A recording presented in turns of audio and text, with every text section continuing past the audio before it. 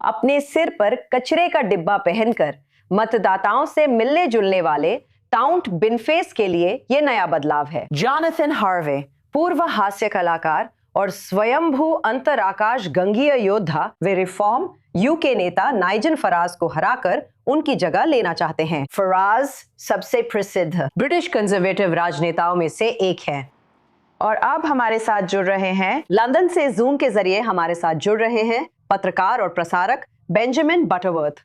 नमस्ते और यहाँ आने के लिए धन्यवाद। शुभ संध्या। एक बात यह है कि ये उन्हें उस बारिश से बचाता है जो यूके में अक्सर होती रहती है, लेकिन तो क्या ये, मुझे लगता है ये पहली बार है जब हम वैकी को देखते हैं अजीबोगरीब ब्रिटिश लोग अपनी आवाज सुनाने के दिलचस्प तरीके खोजने की कोशिश कर रहे हैं। तो क्या काउंट बिनफेस एक मजाक है या वो एक गंभीर राजनीतिक खतरा बनता जा रहा है? मैं कभी कभी सोचता हूं कि क्या और देशों में भी ऐसी परंपरा है। ब्रिटेन में चुनाव लड़ना बहुत आसान है। इसमें सिर्फ लगभग 500 पाउंड जमानत राशि जमा करके नाम मतपत्र पर दर्ज कराया जा सकता है। इसीलिए हमारे यहाँ अजीब किरदारों की लंबी परंपरा है और मॉन्स्टर रेविंग लूनी पार्टी भी है। ये एक कॉमेडियन है जिसने बीबीसी सिटकॉम्स के लिए लंबे समय तक लिखा है, जैसा कि आप देख सकते हैं। काउंट बिन फेस के रूप में तैयार होता है। अब उसके कुछ नीतियां हैं जिन्हें देखकर आप सोचते हैं कि वे सचमुच गंभीर हैं या नहीं। खैर, ये मजाकिया किरदार व्यवस्था का मजाक उड़ाता है। उसकी नीति है, मैं आपके टैक्स कम, बाकी के बढ़ा दूंगा। यही बात राजनेता बिना मजाक के कहते हैं। इसलिए उसने हाल ही के चुनावों में एंडी बर्नम के खिलाफ हिस्सा लिया, जो लेबर पार्टी के राजनेता है और अगले हफ्ते के सोमवार को ब्रिटिश प्रधानमंत्री बनेंगे। और ये अक्सर ब्रिटिश राजनीति की मस्ती, नाटकीयता और अजीबपन का हिस्सा होता है। लेकिन इस उपचुनाव में नाइजल फराज के खिलाफ क्या हुआ है, जो रिफॉर्म यूके के नेता है, यानी कंजर्वेटिव से भी दाईं ओर है।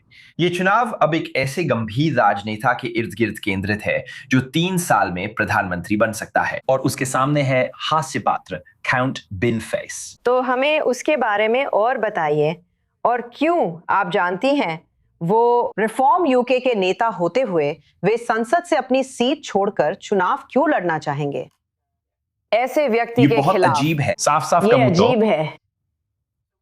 तो हुआ ये है कि नाइजल फराज को थाईलैंड में रहने वाले एक ब्रिटिश क्रिप्टो अरबपति से यूके संसद में चुने जाने से 12 महीने पहले 5 मिलियन पाउंड का तोहफा मिला था। उन्होंने तोहफे की घोषणा नहीं की और पता चला कि देने वाले ने उसी पार्टी को दान भी दिया था।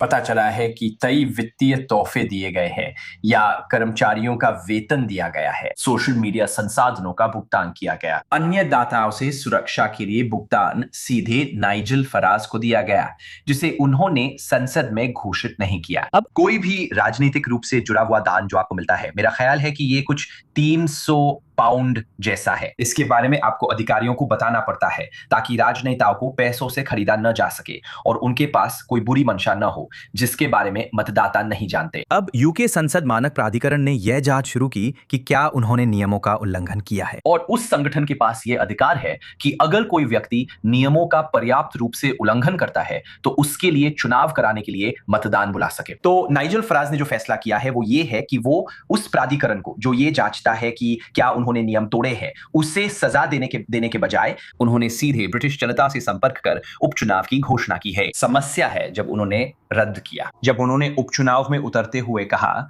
निर्णय मतदाता ले, न कि सत्ता प्रतिष्ठान। तो बाकी पार्टी ने कहा, मैं आपके खिलाफ चुनाव नहीं लड़ रहा, ये तमाशा है। नियम आपके ऊपर भी वैसे ही लागू होने चाहिए जैसे बाकी सभी पर होते हैं। आखिर में मुकाबला उसके और एक कॉमेडी बिन के बीच रह गया। ठीक है, इसी के साथ बहुत बहुत धन्यवाद बेंजामिन बटरवर्थ, बहुत आभार, ये मजेदार था। ठीक है, जैसा कि हमने अभी ब्रिटिश संस्कृति के बारे में बात की जो अपनी अजीबताओं के लिए जानी जाती है, और काउंट बिनफेस ब्रिटिश राजनीति में वे अकेले सुर्खियों में नहीं हैं, कई और पसंदीदा लोग भी हैं। हमारे साथ मनोरंजन और शाही मामलों के पत्रकार जोश रोम हैं जो इस विषय पर अपनी राय देंगे। नमस्ते, यहाँ आने के लिए धन्यवाद जोश। मुझे यहाँ बुलाने के लिए आपका बहुत धन्यवाद। क्या शानदार विषय है ये। मेरा मतलब है ये ऐसा है जैसे थोड़ा सा स्टार वॉर्स और थोड़ा सा मॉन्टी पाइथन का मिश्रण हो, और मैं तो बस मॉनिटर पर ही देख रही हूँ। मेरा मतलब है ये लोग अपनी सजावट के ऐसे आइडियाज लाते कहाँ से हैं, कॉस्ट्यूम्स या जैसा आप चाहें। जैसा बेंजामिन कहते हैं, ये ब्रिटिश राजनीति की अजीबोगरीबी दिखाता है। सांस्कृतिक नजरिए से देखें तो ये काफी रंगीन और नाटकीय है।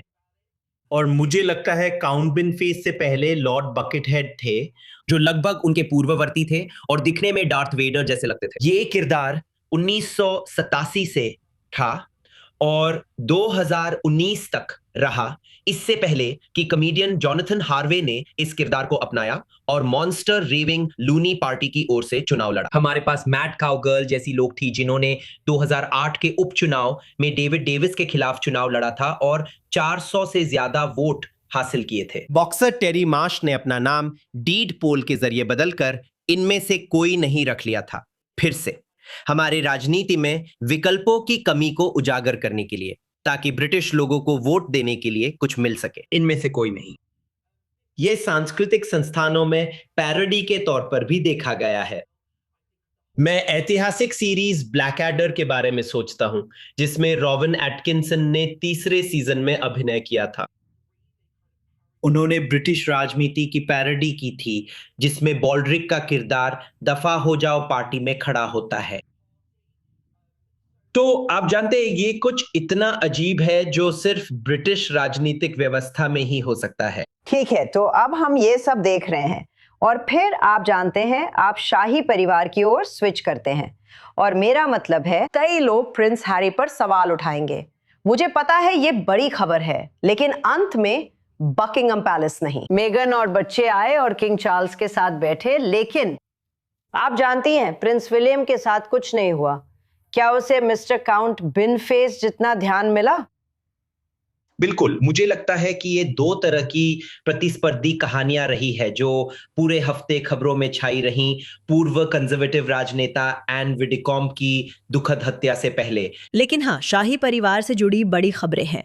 प्रिंस हैरी बेशक इन्विक्टस गेम्स को प्रमोट करने के लिए यूके में बहुप्रतीक्षित वापसी की। हालांकि उनकी यात्रा प्रिंस के लिए निजी तौर पर समस्या रहित नहीं रही। उन्होंने बेशक एसोसिएटेड न्यूज़पेपर्स, डेली मेल के खिलाफ ये बड़ा कोर्ट केस हार दिया, एल्टन जॉन और डेविड फर्निश जैसे लोगों के साथ। जब वो अपने इन्विक्टस गेम्स इवेंट के लिए बर्मिंघम में आए, तो क्या वे बकिंगम पैलेस में रुकेंगे या नहीं, इस पर भी चर्चा थी। मेगन मार्कल उनके साथ नहीं आई, लेकिन मेगन मार्कल और बच्चे बेशक चुपचाप आ गए थे। मैं कहूंगा कि वे यूके में चुपके से आए। वे लगभग बिना किसी घोषणा के यूके पहुंचे। हालांकि मैंने पहले ही भविष्यवाणी कर दी थी कि बकिंगम पैलेस के बाहर एक मुलाकात जरूर होगी। लेकिन प्रिंस हैरी के लिए ये हफ्ता कुछ खास अच्छा नहीं रहा।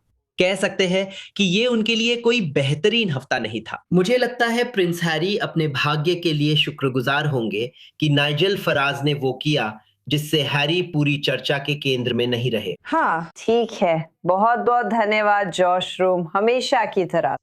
मुझे यहाँ बुलाने के लिए बहुत बहुत धन्यवाद।